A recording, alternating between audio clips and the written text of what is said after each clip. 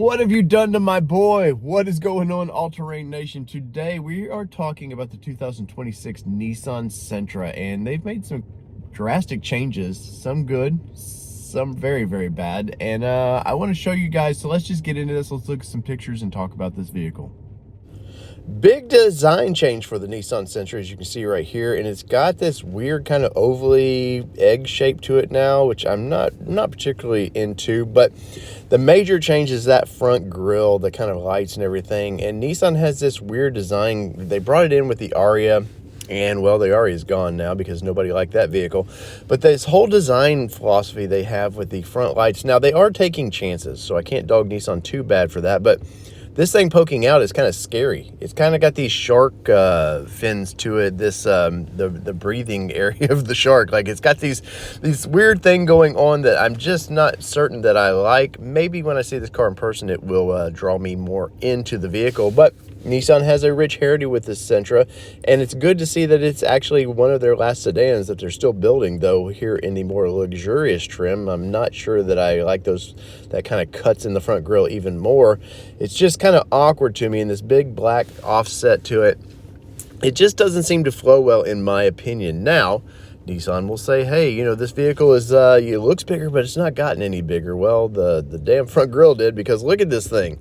It's just, in my opinion, it's not a good look at all. And I personally think Nissan needs to clean house with their design team and just bring in some fresh ideas, kind of like what Hyundai did in the late 2000s. They just brought in a new design philosophy, changed the company up. But interior of this thing looks great, except for that steering wheel. I just think that steering wheel does not fit this vehicle at all, though the rest of the interior, Nissan's done a very good job making it look very sporty. Of course, this is going to be the SR trim, so you want some sporty looks to it.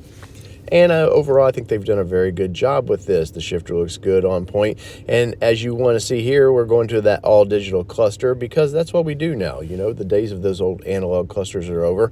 And Nissan does a pretty good display with this. I'd like to see more personalization with this, but it is what it is.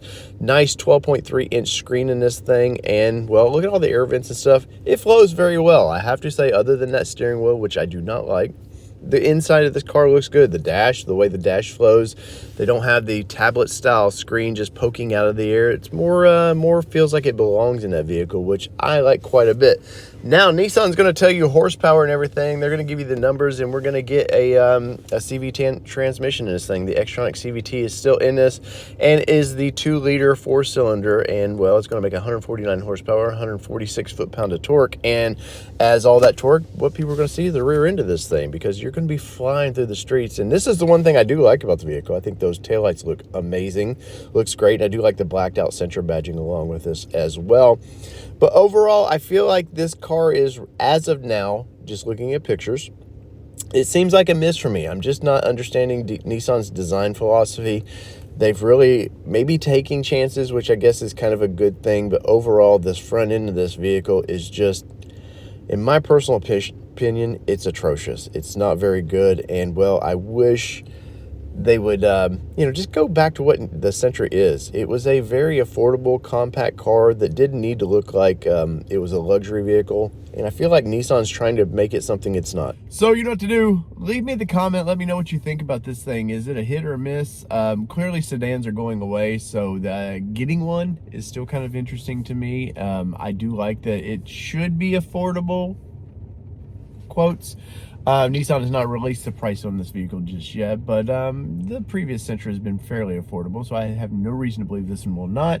But you know what to do. Leave me a comment. Where are you at with this? Did you ever own a Sentra? Because we had an '84 Sentra. I think one of the early years of Sentra, and it was just a little square box that got you from point A to point B, and boy, have they changed. So let me know in the comments below what you think. So whether it be 2-wheel drive, 4-wheel drive, or these little compact cars that I used to drive a lot.